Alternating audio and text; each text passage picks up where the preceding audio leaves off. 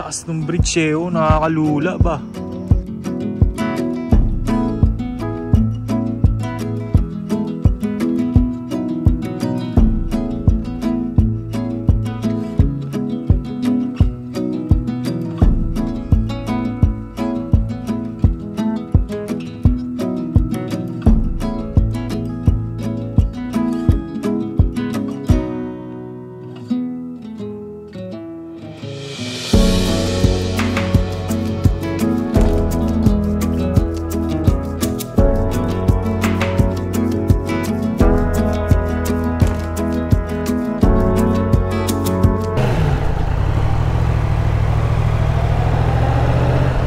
Yon, what is up guys? MotoJep Sanity is back with another video.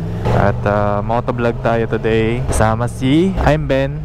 So make sure to check out his channel. Motovlogger din yon. At for today's video ay magmo-motovlog lang tayo ng simpleng-simple. Itatry lang natin tong 60 frames per seconds 4K resolution natin dito sa ating GoPro. Ito ang magiging content natin, no? First time ko na gagamitin tong high resolution with high frame rate. So tingnan natin kung anong magiging resulta ng motovlog test na to. So napakalaki file nito kasi 4K siya, 10-bit color, tapos 60 frames per second. So kaya siya malaki, no? Dahil 4K resolution siya, at besides doon ano siya, 60 frames per second. So yung galaw niya or yung motion blur niya talagang parang hindi siya parang real time, walang motion blur masyado. So yun ang 60 frames per seconds, no? Kaya malaking file. So 60 frames per seconds is usually ginagamit lang sa mga like games, mga ganon, o kaya news. So mga actions na video like na motovlogging. Yun nga lang ang downside ng gantong resolution and frame rate is mabilis siyang makapuno ng SD card, and also makabilis din siyang makadrain ng battery. So yun yung downside niya, no? But for the sake of this content video natin for today, itatry natin siya. And also post nyo sa editing app nyo or editing software nyo, ito ay magiging malaking file. So expect nyo na mahihirapan yung software nyo or yung computer nyo or yung cellphone nyo kung saan nyo man ito i-edit, dahil malaking file and malaking frame rate.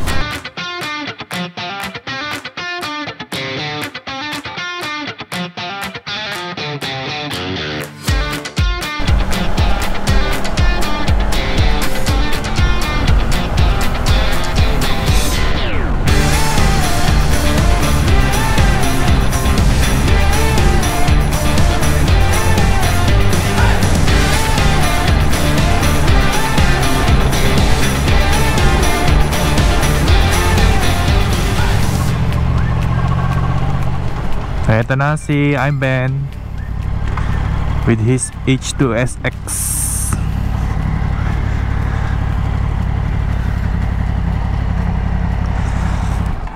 Ayo.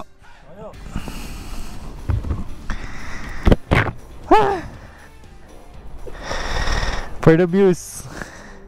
Vlog na yan? Oh, bakit may tape yan? Uy! Ano, akala ko walang stand. Ang gumulong. Ha? I-clip ko para hindi malaglag. Bakit? Para hindi magasgasan. Iano ko na lang. Pero matibay naman yan. Siguro. Parang panigurado lang. Mahal eh. Sabagay.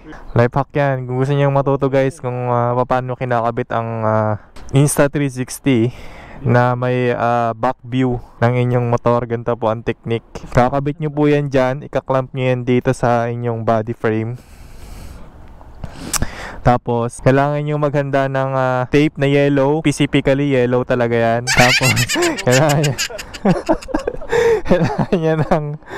kailangan nyo ng ano nga bang tawag dito? Ano nga bang tawag dito? Zip tie? Zip tie, yun. Kailangan nyo, iniisip ko ziplock eh.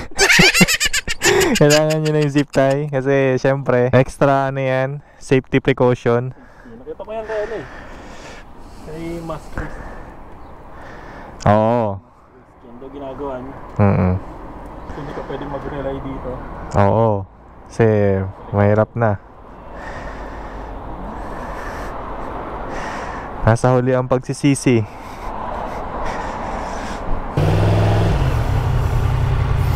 Subscribe guys!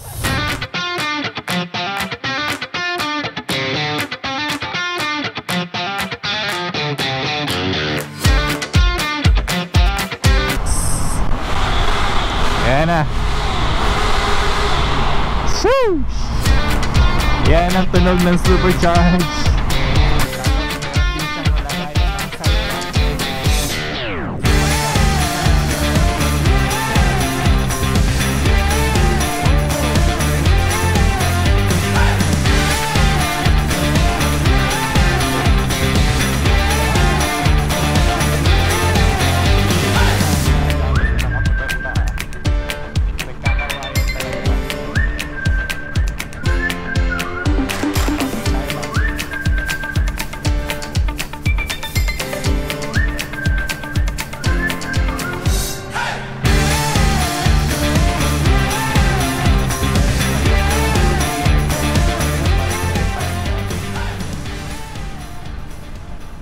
Hindi naman tayo everyday nagra-ride eh. Oh my god, may pulis. May pulis doon. Bakit may pulis doon? Meron ba doong speed limit? Meron nga palang ano ngayong araw, merong grand meetup ng mga Filipino riders dito sa Japan. At hindi tayo nakapunta dahil wala tayong kasama pabalik. Dahil masyadong malayo siya, no? Mga 5 to 7 hours away siya dito sa lugar natin. But di bale, babawi tayo next year. Hopefully makapunta rin tayo para ma-showcase naman natin ang mga riders na kababayan natin dito sa Japan. Maraming riders. Uy tol, kurbada yan tol. Sa mga old school to, tingin nyo yung mga motor nila, Honda CB750.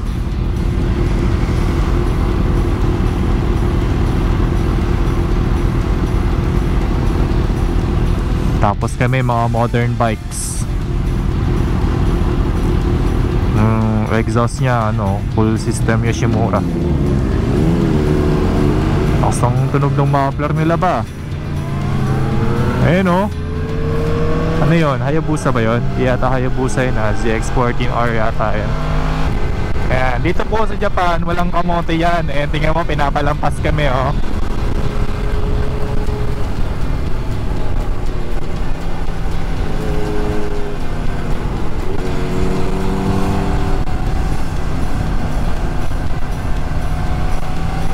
Napalampas nila kami kasi alam nila superior kami. Joke. Hindi, ganyan talaga dito sa Japan yung mga Japanese guys.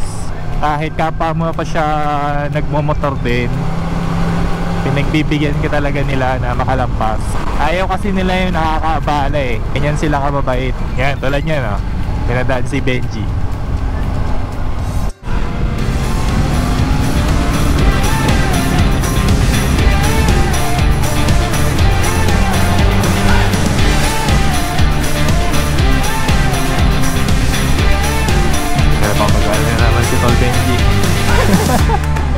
Chill lang bro, it's okay. Whenever na magkakaroon kayo ng isang clip na kailangan yung i-slow mo, eh may i-slow mo nyo siya up to 40%. Yun yung pinaka slowest na pwede nyo i-slow mo dito sa frame na to, sa 60 frames per second na to. And hindi siya yung parang nag-i-stutter kapag ini-slow mo. Yun yung advantage nun. Siyempre kung ano pa yon, kung high resolution pa yon like nito 4K, yung mga image natin na may slow mo is talagang detail.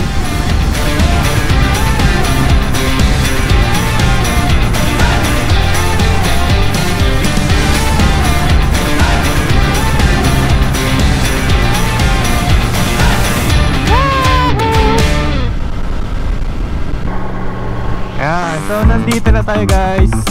This is it. ikot lang tayo dito. Oops, wait lang.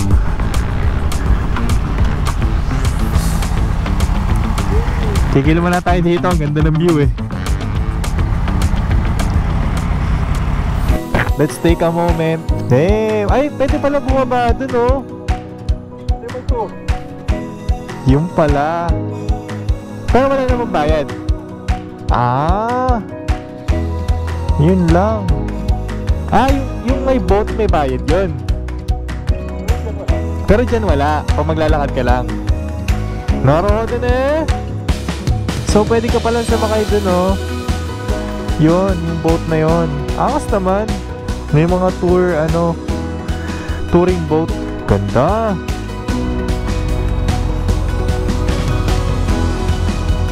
Ganda dito guys. So ito yung dinayo namin talaga, no? Ha? Oo, dito na. Ay, hindi. I mean yung yung spot, hindi. Dun pa. Mababa pa tayo. Para lang makita natin yung overview. Oo nga, no? Mag-snorkeling ba? Kitang-kita yung ilalim. Kaya na maganda. Sarap mag-snorkeling dyan. Bawal siguro dyan. Oo. Most likely malakas ang alon eh. Kaya bawal. Pero kung sabihin natin na tourist spot kasi to eh. So malamang talaga bawal. Hindi talaga sa swimming spot. Oo, hindi siya swimming spot.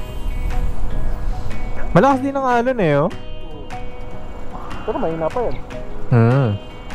Kasi dun mo makikita, di ba? Ayun, dun. Dun maganda mag-snorkeling, dun, sa may gilid na yun, no? Hindi ko pwede mag-swimming dyan kahit doon ka lang sa gilid. No? Pwede na eh, walang alon. Ay, butas na ata yan. Di pa ako nakapunta dito. Naka-save lang to, kaya di ko pa nakapunta-puntahan. Nice. Bitang mga spot ng ng mga dating site.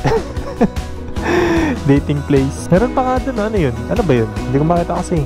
Ano yung red na yun? Ha? Magkaibang pangalan. Ah, naroon doon eh. So, yung isang yun yung tourist spot na itong kabila. Yung boat na yun. Kasi doon siya galing eh. Tapos meron pang isang lumabas dito eh. Baka dalawa. Kasi sa ko, yung nakasave sa akin, dalawa. Pareho lang pala yun. Magkaiba lang yung mukha. Parang magkaibang lugar. Yeah, what is up? Nandito na kami sa pinuntahan namin lugar at napakaganda. Tourist spot talaga siya. At napaka-peaceful. Napaka-peaceful naman dito. Ang tahimik eh. No? So, eto nga pala yung lugar guys. So, parang nasa ibabaw ka ng bundok. Tapos sa baba niya is yung dagat. Tapos pwede kang sumakay sa boat like doon. Pupunta ka yata doon, sasakay ka sa boat para makapunta ka doon sa kabilang island. Yon. Doon sa kabilang island na yon, para makapunta ka, sakay ka ng boat. But yun, doon ka dadaan. Yun yung sinasabi ko guys, oh. Na boat. Yung sinasabi kong boat na sasakyan mo papunta doon sa sa kabilang island. Ayan. Kung makikita nyo doon sa kabilang side, ayan ito, ayan another boat na naman. Pabalik naman siya dito. So alternate lang sila, nagpapalitan sila para makapunta dito. Ang taas ng bridge nakakalula ba?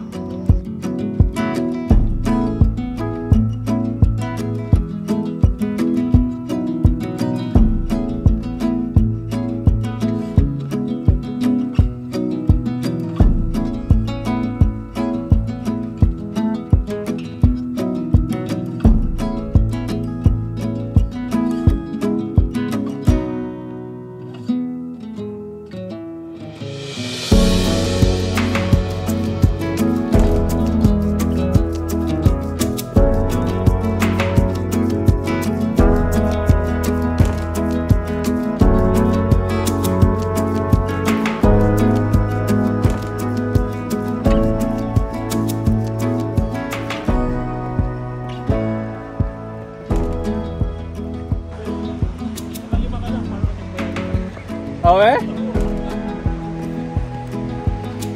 So may nakita kaming lugar na ano na hindi na parang separate na dito sa ano sa deck view.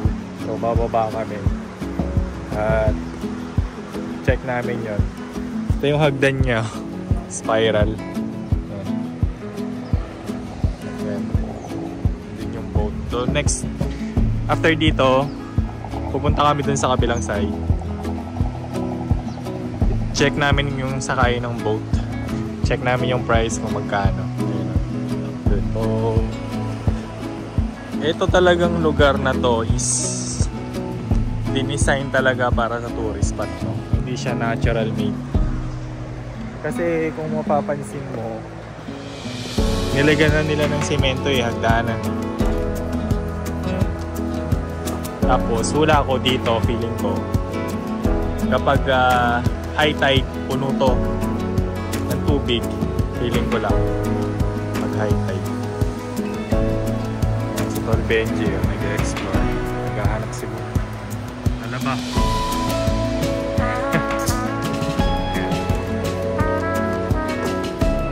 Ano tayo dito sa lugar sa banda? Ayan natin. Medyo maganda yung pagkakagawa nila eh. Oh.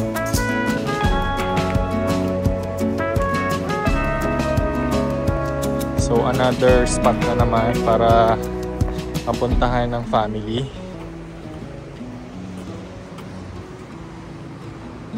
Yan, pwede kang bumaba hanggang dun sa pinakababa. So hindi na tayo pupunta dyan at madulas. Siguro ganyan talaga siya pag low tide. Kita mo yung mga bato. Pag high tide naman siya, malamang yung tubig niya hanggang dyan. Malalim. So yung boat pala is umaabot hanggang doon.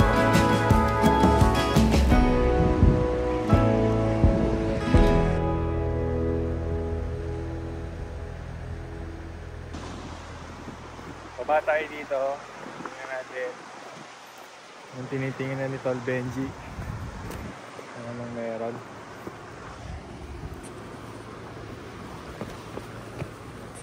Para siyang ano eh, lava. Yung galing sa lava ng mga bato. Anong meron dyan? Ha? Dami. Ano yan? Hindi ko alam, nakalimutan ko yung tawag dito eh. Pero ano siya, parang turtle feet.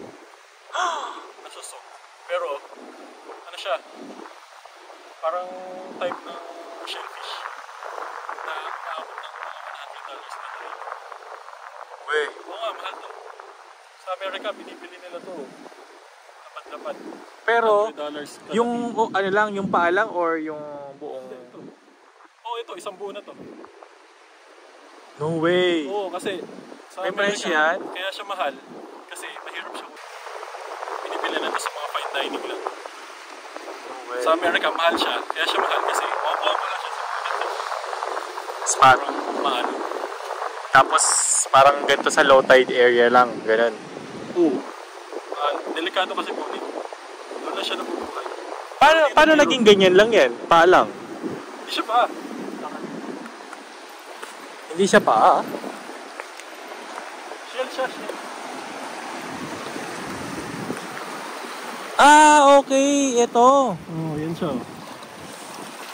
Wow, parang ano to dragon skin to